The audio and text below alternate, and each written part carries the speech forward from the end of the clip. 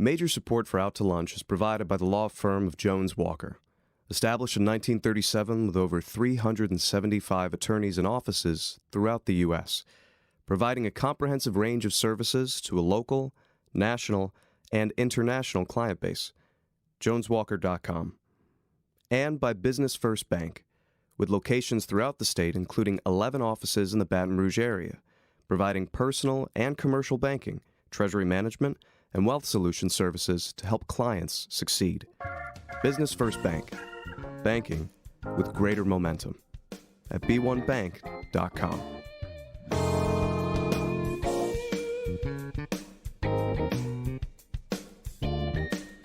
From Mansurs on the Boulevard, we're out to lunch with Stephanie Regal. Stephanie Regal is a broadcaster and editor of Baton Rouge Business Report. It's business Baton Rouge style. Hi, I'm Stephanie Regal. Welcome to Out to Lunch. Nothing can ruin a good day like a bad hair day. It's a problem every woman can relate to, and one that two Baton Rouge entrepreneurs are helping to address. Boyce Clark has done what many would tell you is impossible. He has found a way to tame frizzy hair. In 2015, this one-time nuclear physicist walked away from his job doing research at the North Pole to help his frustrated teenage daughter bring her unruly locks under control, and created a two-step hair care product that blocks the frizzing effects of humidity without damaging the hair. In the nearly 2 years since, Boyce's company, Lubricity Labs, has been placing its products in local salons, selling it on the internet, and growing more rapidly than Boyce would ever have imagined. Boyce, it's the coolest story. Everybody loves it. Welcome to Out to Lunch. Thank you so much. Can't wait to hear about it. Brittany Allphin Smith is the owner of Rush Salon, a Paul Mitchell Focus Salon that came onto the Baton Rouge hair scene in 2015.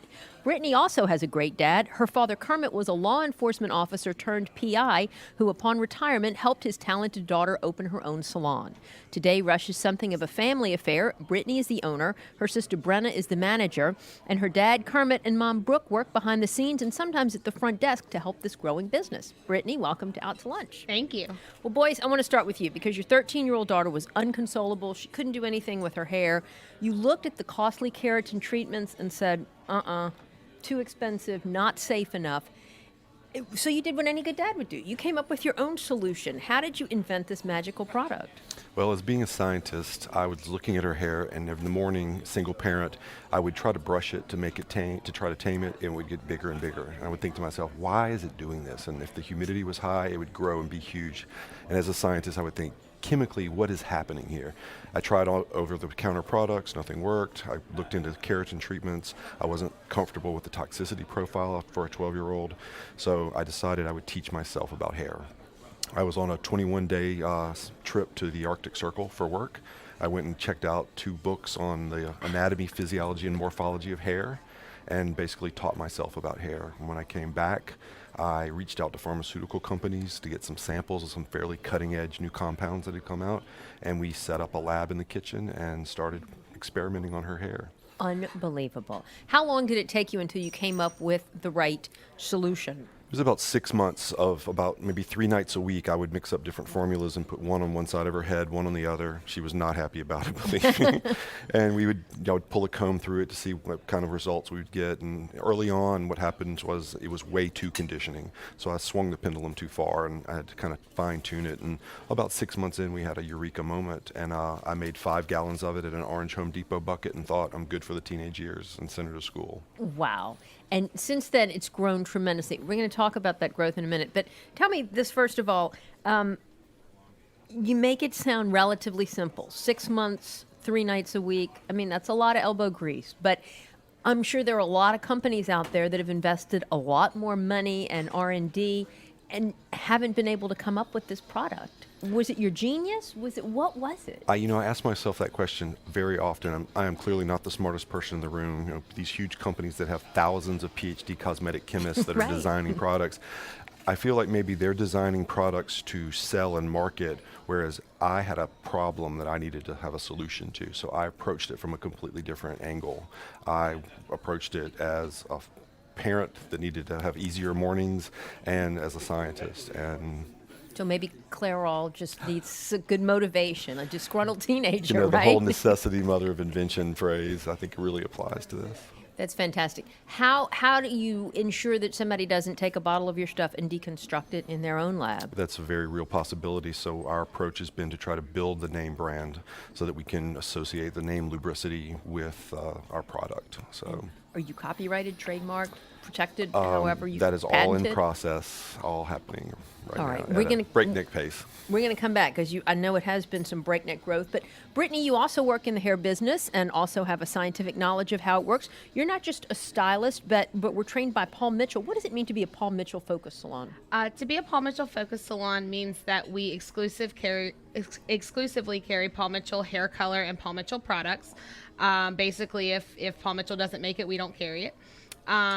With that, we get some additional perks from Paul Mitchell that, kind of help us for our in-salon products and things like that. Education, the Paul Mitchell education world is second to none in the professional beauty industry. And so, to be a Paul Mitchell Focus Salon means to partner with Paul Mitchell, John Paul Mitchell Systems as a company. And then also, in addition to being a Focus Salon owner, I'm also a Paul Mitchell National Color Trainer. And so with that is lots of teaching in salon. So I teach advanced education to already licensed hairdressers rather than teaching on a beauty school level. So they all sort of just partner with one another. That's great.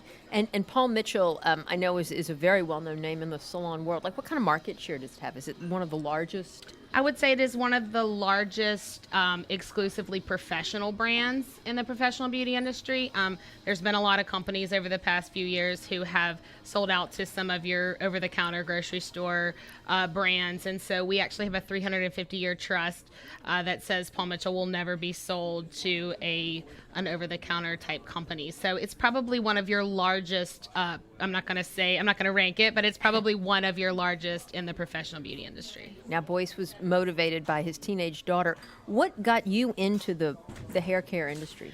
I have always loved to do hair. I was the one, doing everyone's hair and makeup to go to prom and homecoming, and I just knew that I wanted to go to beauty school. And so after much convincing, I convinced my mother, who has a PhD from LSU, so she was education is what she kind of always pushed. So when I convinced her to let me go to beauty school, that was huge. I figured that I better get a PhD in it because that was going to be the best way to carry that on. And so I became an educator, and so I guess I've been in the industry about 15 years, and I guess it's just my love, not so much just for beauty and hair, but my love for people. Has it been difficult to break into the market here with a new salon and grow it? I know you're in a very high-end and competitive part of town. I am in a very high-end competitive part of town. It's not easy. Running a business is not easy. It's fulfilling. I've learned a lot. I had a large clientele that came with me that I've sort of built over the years. I haven't done a lot of switching of salons, so I've sort of carried them with me. Plus, I grew up right here in what they call the Red Schoolhouse, which they tore down a few years ago, but it's the old school time building. So that's the house I grew up in. That's where my family lives on that land. So, this is just sort of my home. That's great. So I know that having people with you that follow you, the word of mouth, obviously that's very important in your company as well. Boyce, the growth has been just phenomenal, just even the past few weeks. You were telling us about how once y'all got on a local news story on WAFB, this product just took off. That's right. There was like a 60-second news segment that aired at 10 p.m. The Friday before Mardi Gras. I had plans to go to Mardi Gras. I didn't make it, but it was picked up by 28 states by other affiliates and went viral. And then Yahoo.com, Yahoo's beauty editor called me and interviewed me. It went on Yahoo's beauty page, then it escalated to Yahoo.com, top trending story for 2 days. Our website crashed because we were exceeding 16,000 views a minute. A minute? Yes. Wow. I had 50 bottles of product on the shelf when this hit, and we got over 7,000 orders in a week. In a week? Oh, my goodness. So talk about ramping up. How do you scale up that quickly? What did you do? I had one employee at the time, that I still have. There were two of us doing this, so we immediately had to staff up. So luckily, we had already kind of set a business plan. We worked with the Louisiana Business Technology Center, LSU's business incubator. We had a great business plan. They were a fantastic team, so we already had identified key members of our team that were 6 to 12 months out, that we were literally hiring people at 10 p.m. midnight on Sunday night. And everyone, does their job, and then we all jump in when it's time to bottle shampoo. And the biggest challenge, I guess, for me as a scientist with this business has been managing customer service. Because for me, it's about focusing on the science. And I did not appreciate the relationship that women have with their hair. And only women can really appreciate that. So, And we have a full-time customer service person, and we're looking to hire 2 more because we're overwhelmed every day with literally thousands of emails and phone calls. Really? With people wanting to know more about the product, its safety.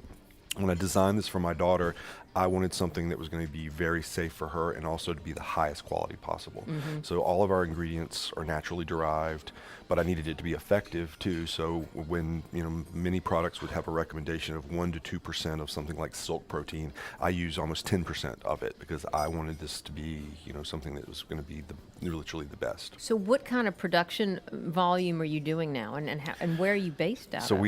we were at a small mixed-use space on Government Street, and that's when I was making it out of gumbo pots and making like 60 bottles at a time. We have since bought a large industrial mixer that makes 1,600 bottles at a batch, which has been, we still can't keep up. We pulled the trigger on a contract laboratory, so in about 4 weeks the product will be made in 30,000 gallon batches at a time. And so Here in Louisiana? I would wish it were in Louisiana, but there's not a co-packer here. We would love to keep everything local. There are no cosmetic co-packers here locally, but this is one out of Indiana that's part of the big pharmaceutical campus there. So they will manufacture it, bottle it, label it, and have it on the shelf so that when you place an order, someone takes it off the shelf and it's sent out within 24 hours to you. So it's the turnaround that many people have come to expect, the Amazon Prime expectation, and we can't So they're your provide distributor as well. It's a manufacturer distributor sort of in one. Fulfillment, right, because we're direct to consumer now, although we are in a few salons here in Baton Rouge, and we've had a tremendous surge of requests from salons. As of today, there's 88 salons around the country that are waiting to carry our product. Really? But we've had to put them on hey, we've got to fulfill these orders that these people have already paid for before we can even talk to you about that. Would this be, does he pose a competitive threat to you, Brittany? Oh, not at all. We're always looking to give our clients what's up and coming in the beauty industry, and so currently Paul Mitchell does not make a smoothing product along the lines of keratin or anything like it, simply because of the chemical compound that went along with it. They're a very environmentally friendly company, and so currently Paul Mitchell does not have one, and so we're sort of dabbling in some different things, and so it definitely doesn't. I very much like to know the how and the why, so I'm definitely interested to learn a little bit more about it. I have a few clients who have bought it and used it, and I don't know that they always know what they're doing the first go round, so but they love it because it's it's hot right now, so I have not experienced it myself. I definitely will, though. I'm excited about that, but so no, definitely not. Something that I would be interested in knowing. But more as about. a Paul Mitchell salon, you wouldn't be able to buy his product or carry it. So that kind of goes between something I would have to discuss with my distributor. Simply because technically, if Paul Mitchell doesn't make it, but they really go into the ingredients and try to figure out, do they make something like it, or can you carry it? So it would definitely have to be something I would have to get approval for, but I'm not saying no. Family is sort of central to the narrative of both of y'all's story. Obviously, like we said, Boyce, because your daughter was the motivation behind your product, and family plays a real important role in the management and the day-to-day operations of your business.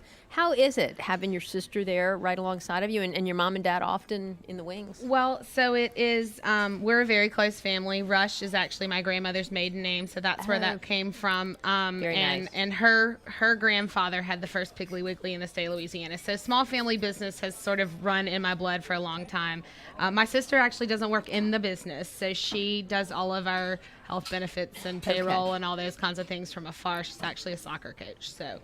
But it works. My sister and I both have kids, so one or the two of my mom and dad are running carpool, while the other one's at the, in the beginning when we didn't have the employees that we have now, they were the people that I could depend on that would be there and make sure that everything was functioning like it should. So, we're very close, and it's been really fun. That's great. You're listening to Out to Lunch. I'm Stephanie Regal. We're talking to Brittany Allphin Smith of Rush Salon and Dr. Boyce Clark of Lubricity Labs. What is the marketing strategy for each of y'all's businesses? Is this fly by the seat of your pants, boys? You're kind of looking at me like, I had a business marketing strategy? Yeah, I had a great one. It was due to start on March 1st. We had a linear marketing plan. We were ready to go forward. And February 17th, when the story broke, things have changed dramatically. After our story went viral, I was contacted by, and I've actually inked a deal with Lifetime Network. I will be their beauty expert on Fantastic. a television show that they have called The Balancing Act. It's for professional women to balance work and life. So June that will air, and then they will spin that off to 200 cable affiliate channels. So we are bracing for what that's going to look like. This is going to be huge. It's going to be huge.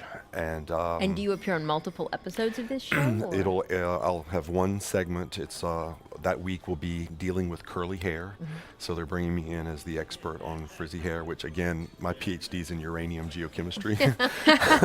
So to think about myself being a hair expert is, and I have women ask me all the time about what they should do with their hair, and I have to say I'm not a cosmetologist. I don't know. You've sent them to Brittany. I can tell you about the chemistry of your hair, but I can't tell you what color you should color it. What about your marketing strategy, and how have y'all grown in 2 years? And like I said, a competitive business. You started out with a healthy clientele that followed you. And is it word of mouth? Is it social media? Is it ads in the pretty magazines? It's a lot of all of that. When I started out, I had a wonderful client who's actually been with me since the very first year I got out of beauty school, who works for In Register magazine. Her name is Julie Bondi, and she set me up with a whole year full of advertising with In Register and 225, and so I would say that hits my market, my clientele, the demographic of women that I want to walk in my door. That's a magazine that they all read, and so that's really what started. So we're continually advertising with In Register magazine. We did a bridal commercial with WAFB last year, giving away a bridal package to the winning bride. Obviously, word of mouth and social media, before and after pictures, anything that we can do to just get our name out. We do lots of, I don't feel like I got where I am without giving back, so I do lots of volunteering, lots of donation of not just my products and my services, but my personal time. So it's just in whatever capacity I can tell people about Rush and serve them in whatever their beauty needs are. Fantastic. Actually, our business plan has that we were looking, once we can afford one, 2 celebrity spokesmodels.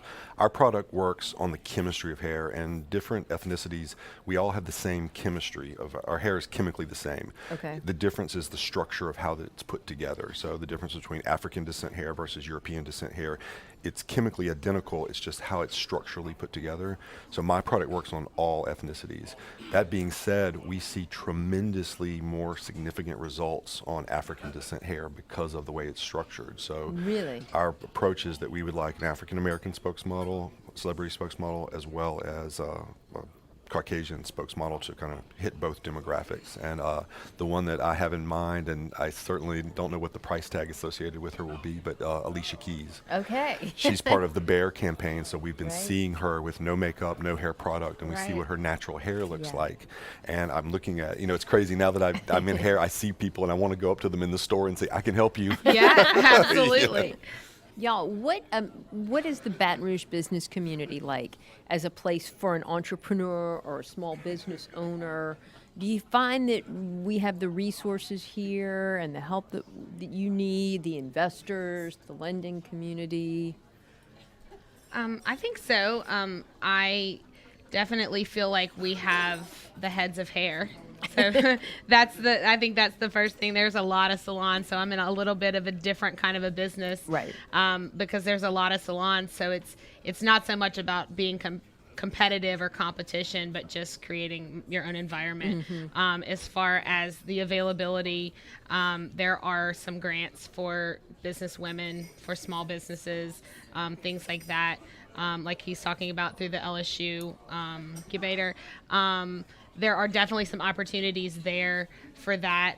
So yeah, I would say there is. I've had the same experience.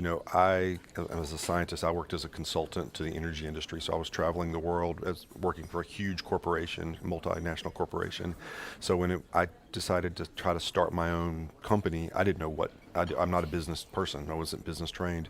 I went to LSU's business incubator with a couple of bottles of shampoo and an idea, and they literally put a team on me. And MBAs, CPAs, marketing people, they developed a business plan for me. They taught me where I should go, what the demographics I was going to look at. They did market research, and it's all free. I mean, that's fantastic. It's an amazing that's resource. Great resource. Yeah, Charlie D'Agostino's group and out there. they did your labeling and things like that. Well, that's funny that you said that you bring that up. So I made the 5 gallons for my daughter, and I sent her to school. And that day, I got 2 notes sent home from teachers and a phone call saying, "What did you do to her hair, and where can I buy some?" So I was scooping it out and putting it in Tupperware containers and giving it to people to try. And then people were telling me I'm being stopped on the street to ask about my hair. I mean, you knew you were onto something then. It was blowing my mind, right? I was like, it was insane. So word started getting out, and we're called Lubricity Labs because when I was researching hair, I kept coming across this word. It would say, using quinoa and silk proteins will increase the lubricity of your hair. Lubricity means to reduce friction, to make something smooth. Okay. So that's where our name comes from. But it's a good name. I love it. Definitely a good name. I got a phone call one day from the owner of Bumble Lane, and he says, "I've been hearing about your product, and we'd like to carry your product line." So I'm on the phone, and I'm looking at the orange 5-gallon Home Depot bucket, and I'm thinking my product line. Yeah. So I said, I need 30 days. So I got on Photoshop that night. I designed labels myself. I bought bottles. I picked out an aesthetic. I literally created my entire line in 30 days for the visuals. Just using some online basic, whatever you could find. Yeah, picked a logo and kind of went with it. But the guys at the business incubator were integral in helping me, make sure I was compliant with FDA regulations, Federal Trade Commission regulations, things like this. What about investors? I know you've won like every pitch competition you've entered, so you've gotten a little bit of startup money that way. But what about more serious money? Because it sounds like you really are needing to ramp up quickly. And, right, when the lifetime thing hits, I need to have a lot of product on the shelf, and our product has a fairly high price point because we use the highest quality ingredients. Everything is all naturally derived. If somebody has problem hair, it's not going to matter what the price point is. It's not. Especially, a woman will spend anything on her hair. Absolutely, and our product lasts from 3 to 6 months. If you color your hair often, it'll probably be more like 3 months, but if you're just looking for frizz reduction, it lasts almost 6 months. So building for that, we are going to need funding. I did win Pitch BR last year, and Innovation Catalyst is a venture capitalist firm in town. Very great guys to work for. They awarded me $200,000 of seed money. So again, had I not had that money when this story ran, we wouldn't be able to be where we are today. But after I went viral on Yahoo, I was contacted by Shark Tank. So they have asked me to apply and escalated me to the final round of that audition. So very cool. We're waiting to see how that's going to go. That's great. That's great. So that could, and are we looking at conventional financing yet, or any other equity investors? At this point, we've done so well that we don't really need it right now. Okay. But when, something like Lifetime hits, I have no concept of how many bottles we're going to sell. And, we could be looking at millions of dollars of inventory that we need to certainly stock up on. So exciting. What are the long-term growth plans? Where do you want to see your salon in, say, 5 years, Brittany? Well, when we opened the doors, I had no idea that we would experience the kind of growth that we have experienced year to date, first year open, quarter to quarter. So we've at about 68% growth over first quarter of last year. God, that's great. And so, whereas I said I'll never be bigger than these 6 chairs, and I want to stay small and I want to stay family owned and operated, I still do.